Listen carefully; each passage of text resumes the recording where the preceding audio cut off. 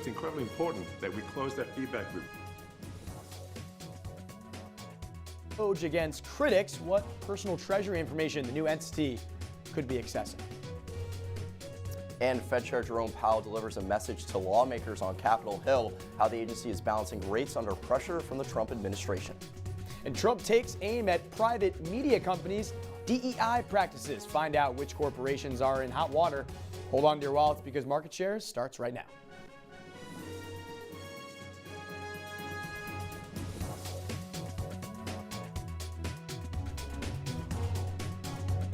Good afternoon. Welcome to Market Shares. I'm Carson Fowler. And I'm Sean Dempsey.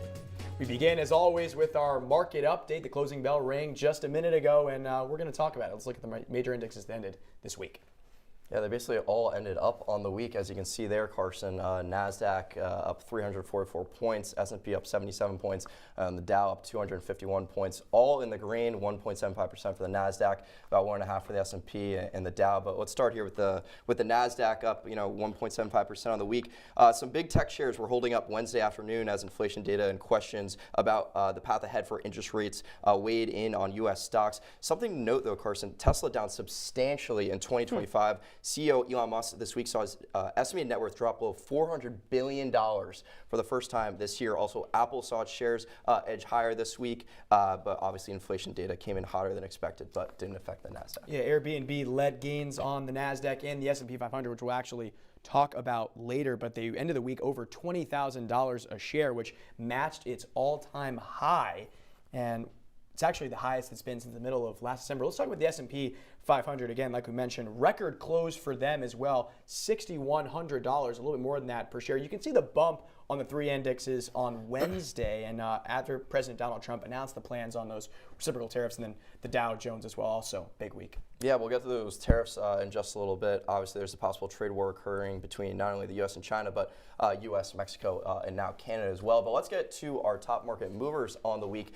First one being MGM. The stock was up 17% on Thursday and now sits at around $40 per share. MGM jumped 10% after the casino reported stronger than expected earnings. It seems like we're seeing that with a lot of companies recently. But MGM kind of focuses on, casino, resort, entertainment properties. MGM reported a net revenue of $2.2 billion earned in the current quarter compared to $2.4 billion in the prior year's quarter. So good stuff. Yeah, Airbnb stock matched a 10-month high going back to April of last year. They're trading it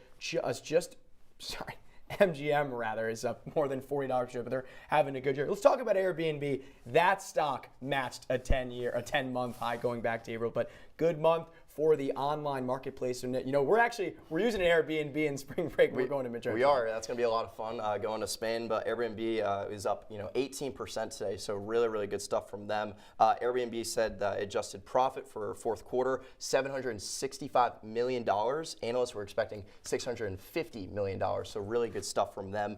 Also, the company reported 111 million nights and experiences were booked. The company also said it has more than 5 million hosts right now. So really, really good stuff. Their CEOs, in a letter to its shareholders, wrote, Airbnb is a fundamentally stronger company than they were a couple of years ago. They're hoping for a much brighter future, rather. Let's talk about our last market move there, Trade Desk, the online advertising email campaign platform. Sean, I know you'll have to talk about. Yeah, Trade Desk, a really interesting company. The stock was down about 31% on Thursday, which is horrendous. So it currently sits at $80 per share. Trade Desk is a company, like you mentioned, though, Carson, that focuses on ad buying and creating campaigns for companies. So really interesting concept, but the revenue in the quarter came in at $741 million, which missed estimates that called for $760 million. Also, their forecast revenue went down as well, but still holds strong buy ratings. So clearly analysts see it as a good buying opportunity. Yeah, trading down more than 30% at the end of Wednesday after failing to beat revenue expectations, like you mentioned. It's actually their first quarter as a public company in the last 33 quarters where they missed on earnings and EBITDA, but we got lots more to talk about on market share, so let's keep it running. President Trump signed an executive order ending the Foreign Corrupt Policies Act. The act cracks down on suspicious U.S. business relations with foreign officials on overseas trips. Trump justified his actions from the Oval Office on Monday. Town sounds good on paper, but in practicality, it's a disaster. It means that if an American goes over to a foreign country and starts doing business over there legally, legitimately, or otherwise, it's almost a guaranteed investigation, indictment, and nobody wants to do business with the Americans because of it. Investigations previously focused on foreign investor ventures red flagged as bribes. Trump hopes his new policy will restore American business competition worldwide.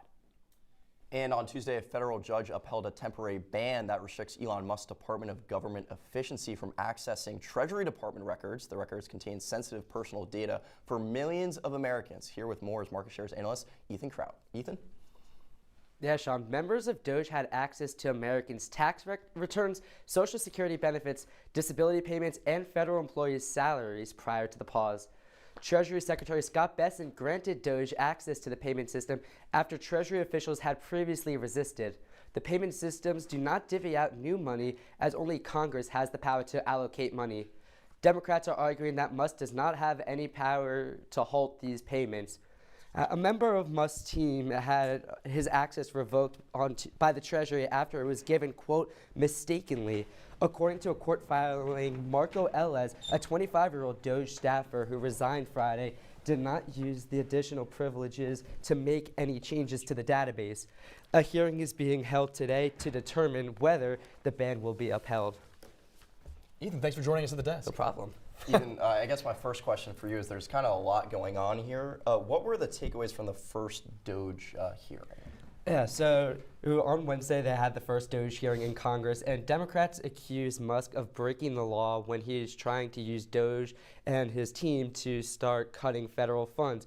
Most notably was probably Democrat Congressman Greg Casar, who had a really strong take. Take a listen. We're not looking into Elon Musk's $8 million a day. This subcommittee, chaired by Marjorie Taylor Greene and the House Republicans, is looking into your grandmother's $65 a day. Really a strong message from the congressman. Elon Musk is making billions of dollars in federal government contracts while he's going after different programs that help the everyday American.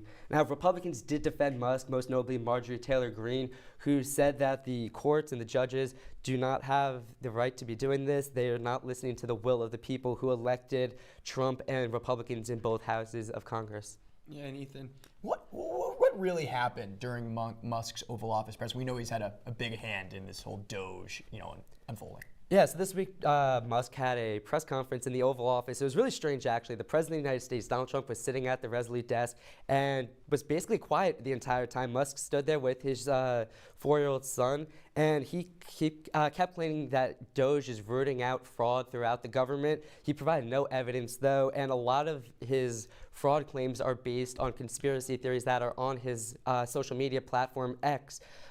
He also said that the government is run a lot by unelected bureaucrats. Take a listen to what he had to say on that. If the people cannot vote and have their will be decided by their elected representatives in the form of the president and the Senate and the House, then we don't live in a democracy. We live in a bureaucracy.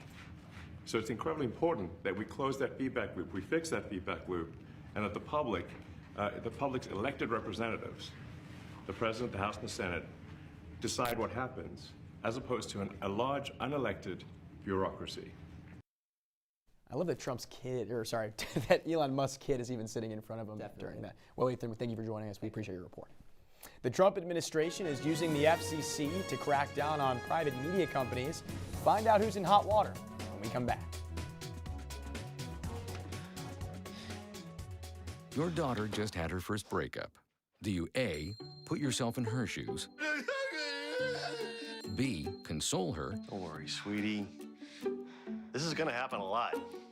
Or C, find her a new boyfriend? Nice, single boys. That was weird. As a parent, there are no perfect answers. But you don't have to be perfect to be a perfect parent. Thousands of teens in foster care will love you just the same. Here's your check.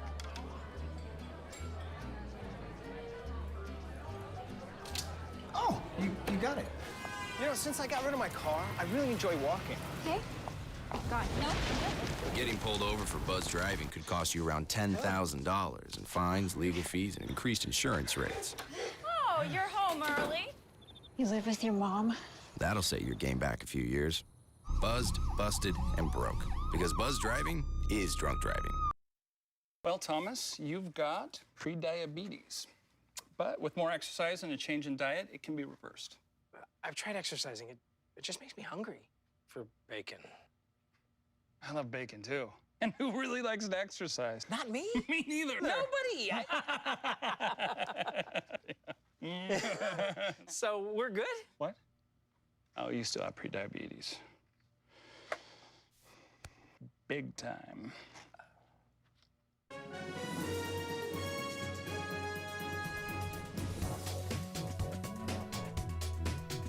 Welcome back to Market Shares. The FCC has begun an investigation into the media companies over its DEI hiring practices. Here to tell us more is our reporter, Verna. Roman. Yeah, guys, the FCC and newly appointed chairman Brendan Carr opened an investigation into NBC Universal and parent company Comcast. The commission alleges that these companies violated the Communications Act and FCC rules by discriminating in their hiring practices. In a letter to Comcast CEO Brian Roberts, Carr said, quote, "I am concerned that Comcast and NBC Universal may be promoting invidious forms of DEI in a manner that does not comply with FCC regulations." He continued by saying, quote, "Promoting invidious forms of discrimination cannot be squared with any reasonable interpretation of federal law. It can only deprive Americans of their rights to fair and equal treatment under the law," end quote. Now, the investigation comes after President Trump ordered an end to all diversity, equity, and inclusion practices in the federal government, but this is the first time we've seen it held against a private corporation, so we really don't know how stocks will perform in the coming weeks. But if we take a look at the Comcast stock here, we can see that's trading at around $35 a share right now, up 2.5 points on the week. And firing workers in the DEI departments may decrease expenses for NBCU, but we could also see potential consequences from the FCC play a big role in the instability in coming weeks for Comcast. What are the possible consequences of this investigation in total? Yeah, well, the FCC investigations can oftentimes result in fines towards companies and sometimes even towards the people in charge of them. Like, as we saw, the letter from Brendan Carr was actually to the chairman of NBC Universal, not to the company as a whole. And since it's DEI related, we are definitely going to see some cuts in DEI departments and just complete gutting of that at companies like Comcast and NBC Universal, but also a change in programming possibly, as these are media companies. Yeah, Roman, so obviously this is a reaction from NBC Universal and Comcast, but how are other major media companies reacting to this investigation? Yeah, well, if we look at two companies, Disney and PBS, they both preemptively cut DEI departments in their organizations. Now, Disney, this could be said that it was a move from the management to go with current trends, but for PBS, this is definitely something that signals they don't want to be under the microscope. They're an organization that receives federal funding, and if they become under investigation from the FCC, it looks very bad on them. So that's definitely something they want to avoid. Roman, we appreciate your report. Thanks. On Monday, the Newhouse School of Public Communications at Syracuse University held a speaker session featuring Fortune magazine's first ever female editor-in-chief. Here to highlight the Fortune EIC is our analyst, Teaghan Brostrom. Teaghan. Thank you. The demographics of people in C-suite and business positions are changing. There's an increase of women creating businesses and holding those positions of leadership. Newhouse alum Allison Chantel is Fortune's youngest and first female editor-in-chief. Fortune is a business magazine known for its in-depth feature articles and ranked lists like Fortune 500 or the 100 most powerful women in business. Chantel spoke to Syracuse students on Monday about the importance of business journalism, entrepreneurship, and how Fortune highlights women in business. We've been covering at Fortune the most powerful women in business for over 25 years, and we started covering it when there were basically no women running Fortune 500 companies, and now it's the highest amount ever. It's like 12% of women now run Fortune 500, which is still really small, but there is progress being made. Looking closer at the stats of women in business, according to the U.S. Small Business Administration, in 2023, women owned 39.1% of all businesses. And in these businesses, they generate over $2.1 trillion in revenue. They also employ over 10.7 million employees. So being in these positions creates a unique advantage for women. Chantel shares her own experience of being a woman in a high position in a male-dominated field and the stereotypes that may come with it. To draw up what the editor-in-chief of Fortune looks like, you probably would not draw me. I tend to think that that's actually a position of power to be in, to be underestimated and no one sees you coming. I kind of like that seat. Chantel also shared advice with students. She suggested to getting to her position, it's important not to stop trying, to continue new things, to adapt, and to be assertive. For women in male-dominated fields, she reminds them you deserve to be there just as much as they do. Back to you guys. Thank you, Teagan. The Brewery Association says tap rooms are dealing with rising supply costs while demand for beer slips by 2% annually. Although tequila and mezcal remain the only spirits showing sales growth, Mexican tariffs threaten their 3% revenue climb. With alcohol sales down due to consumer health concerns and the legalization of cannabis, the Distilled Spirits Council says tariffs would cause a catastrophic blow to smaller breweries. And Super Bowl 59, currently obviously in the books. The Eagles coming out on top, but the moneymakers certainly won too. And this time it seems that the NFL, Fox, and sports books were the biggest winners. Riley Underwood is here to tell us all about the financial outcome of the big game. Riley. Yeah, nearly $1.4 billion has been spent legally gambling on the Super Bowl, with many platforms calling it the biggest day in their company's history. Since the NFL has normalized and advertised sports betting, the market has pretty much just exploded. Online betting historically took in the most bets and money on Sunday. A BetMGM manager chimed in after the game, and he's calling it the biggest betting event in MGM history. We talked about it in our market movers earlier in the show. They're having a great quarter. Super Bowl bettors cashed in on Eagles money line and Jalen Hurts Super Bowl MVP.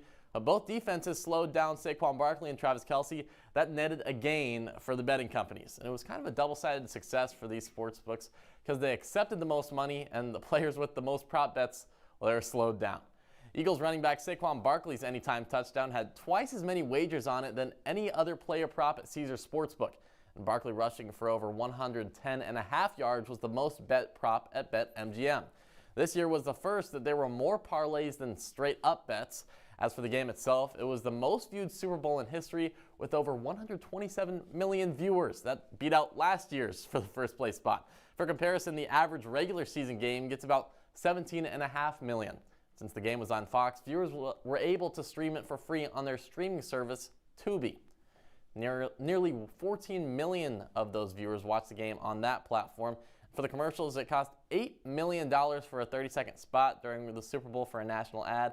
Sounds like a lot of money, and it is a lot of money, but many advertising executives around the country still consider the price tag worth it, and a lot of them say it's honestly a bargain. One of DirecTV's executives said that this is one of the rare places now where all eyes are on the same thing at the same place. I mean, really, the scale of the Super Bowl is as big as it's ever been. In total, advertisers spent nearly $600 million. One advertising agency equated one ad during the Super Bowl to roughly 450 spots during primetime programming TV in terms of viewer engagement, meaning that they estimated one 30-second Super Bowl ad to have the same value as 450 commercials in regular primetime. All across the board, money was made, and most people are calling this the biggest and most successful Super Bowl ever. Thanks so much, Riley. Future Canadian crude oil tariffs may hit your wallet. Find out how much you'll be paying at the pump when we come back. Taking care of a family member can lead to plenty of questions. Fortunately, there's a place to get the answers, for them and for you. Find articles, tips, and tools from experts and others who have been in your place. The Caregiving Resource Center at aarp.org/caregiving. Welcome to my house. Lately, not my happy place. Everybody's pretty tired of each other. The parents were not themselves. My little brothers were morphing into small creatures. The walls were closing in. Clearly, a case of too much family, too close, 24/7. And there's a lot of that going around right now. If this sounds like your house, try going someplace new. YourLifeYourVoice.org. You'll find lots of ideas to help you handle the family stresses of being confined to close quarters. YourLifeYourVoice.org. It might not get you out of the house, but it could help you find a little more breathing room.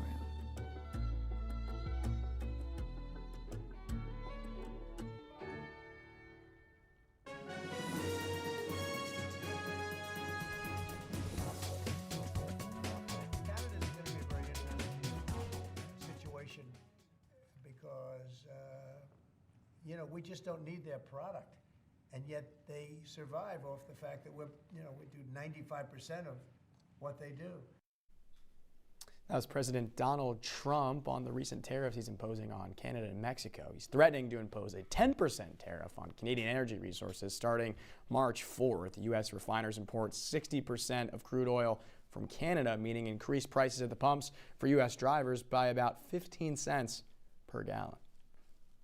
And Coca-Cola has announced they will be switched their packaging from aluminum to plastic after Trump's tariffs take effect. The switch allows the company to balance product price with new packaging. The switch will greatly impact Coke's sustainability goals of using around 40% recyclable materials in their packaging by 2035, down from their original 50% sustainable goal for 2030.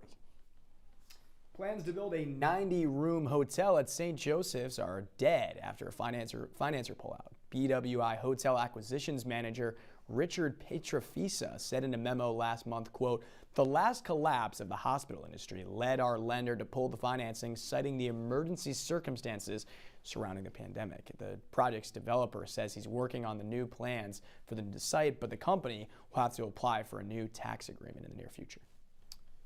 And Pyramid Management Group, the developer of Destiny USA, has lost 2 of their properties to foreclosure this year. Pyramid has had success renegotiating extensions of their leases, but have mounting debt and still face $430 million in mortgage loans on Destiny USA. With decreased consumer demand for in-person shopping malls, Pyramid has a bumpy road ahead. Yeah, they sure do. Luxury goods industry could face significant challenges following the U.S. government's imposition of tariffs, but the e-commerce site Shopify is seeing major profit growth. Market Shares reporter Cami Bremer is here with more. Cami. Thanks, guys. So Shopify just pulled in some serious cash. Its fourth quarter profits doubled compared to last year. The e-commerce giant reported a net income of almost $1.3 billion, or around $1 per share, skyrocketing from their $657 million, or about 50 cents per share, a year ago. So what's fueling this major growth? Well, about a 30% jump in revenue, reaching a little over $2.8 billion, and a 26% increase in total sales processed on the platform GMV. More merchants are turning to Shopify, with big names like Reebok, Warner Music Group, and FC Barcelona expanding their presence, providing that Shopify isn't just for small businesses, it's becoming a powerhouse for global brands.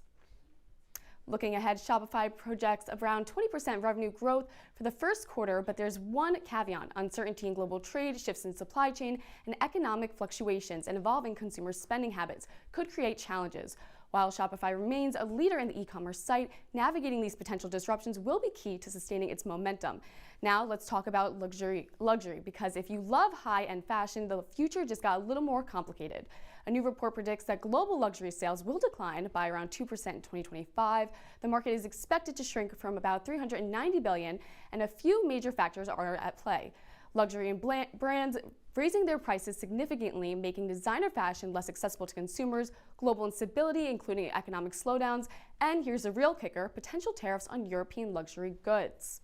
If Donald Trump's proposed trade policies go into effect, luxury goods from Europe could become a lot more expensive in the U.S., which is currently the second largest luxury market after Europe.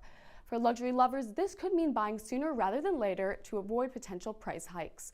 Whether you're eyeing a new designer bag, a Rolex, or a fresh pair of Balenciagas, the cost of luxury could be heading up if tariffs come into play.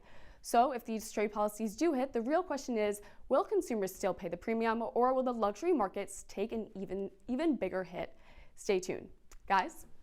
Thanks so much, Cami. The Trump administration is arguing that pennies cost more to produce than its actual value. This makes it nearly obsolete in retail. Our Michael Lamorte talked to experts to find out if it all makes sense.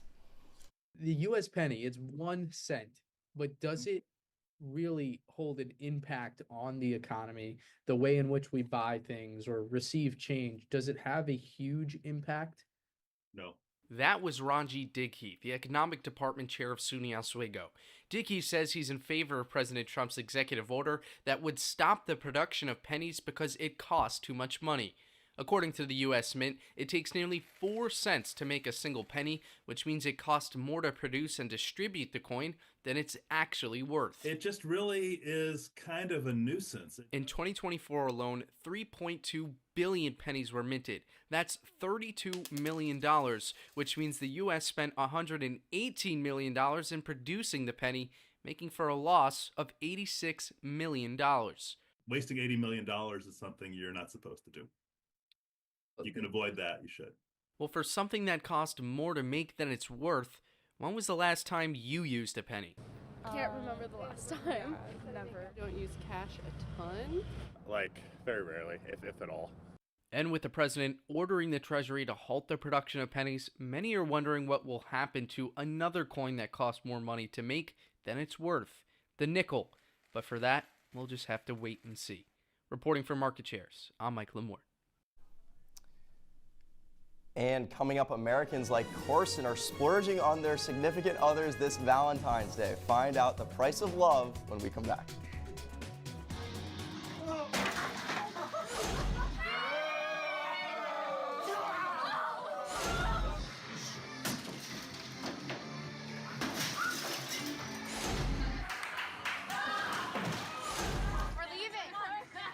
Most party fouls are pretty dumb.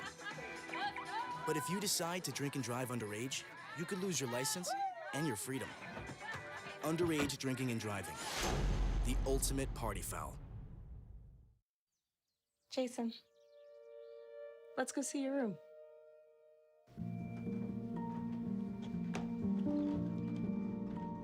What do you think?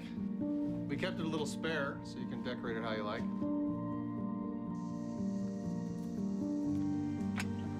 Dinner. Go. Excellent. Soccer is fun.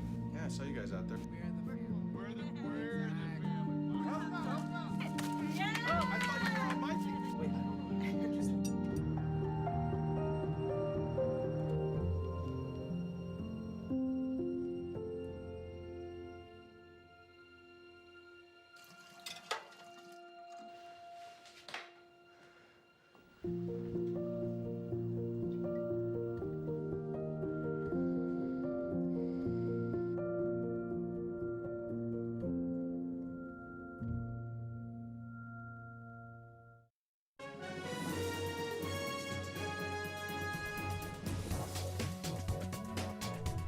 Welcome back into Market Shares and happy Valentine's Day. Not for me and Sean, though, these bachelors, but plenty of Americans are showing appreciation to their loved ones today, but not to their pocketbooks when it comes to candy, flowers, cards, and definitely pricey gifts. Americans are opening their wallets to the tune of almost $30 billion this year. Yeah, with a B averaging around $200 per person. That's not even accounting for the single folks out here, Sean. No, not at all. I mean, candy's at $2.5 billion, flowers $2.9 billion, jewelry at $6.5 billion. Yeah. $200 a person. I mean, I guess when you put it all together, you've had significant others in the past. Have you ever spent more than $200 on Valentine's Day? Yeah. Oh, well, okay. when you put together dinner, flowers, jewelry, I guess it kind of makes sense. It's so funny when they said $200 was the average per person. I was actually a bit surprised because I've definitely spent. So more you than think it should be more, or it should be less? I would think between dinner, flowers, and jewelry, you could get up to $500. 500. Yeah, I mean, I guess when you put it like that, right? Because a bouquet of flowers is pretty expensive. Yeah. Then you have jewelry. I mean, that's going to be really expensive. And not to mention these tariffs making them more expensive. Oh my God. No, but it's super interesting because that number, $37 billion? Yeah, I mean, that's insane. It's a lot of money. It's a lot of money. Do you think people spend more money on like a Valentine's Day compared to like a gift giving day? Like I'm not like a Christmas, obviously, but I think there's a lot of expectations around Valentine's Day where people spend more than like Christmas, for example. Graduation. Right? Graduation. I think people spend maybe equal amounts. I don't know. Because you don't want to undergive. Sure, of course. But overgiving, I don't know. You've probably gotten some nice gifts in your tenure. Okay. Handsome guy. All right, that's all the time we have for you on this episode of Market Shares. Be sure to follow us on Twitter, Instagram, at CitrusTV News, and Like us on Facebook. I'm Carson Fowler. And I'm Sean Dempsey. Have a great night in Syracuse.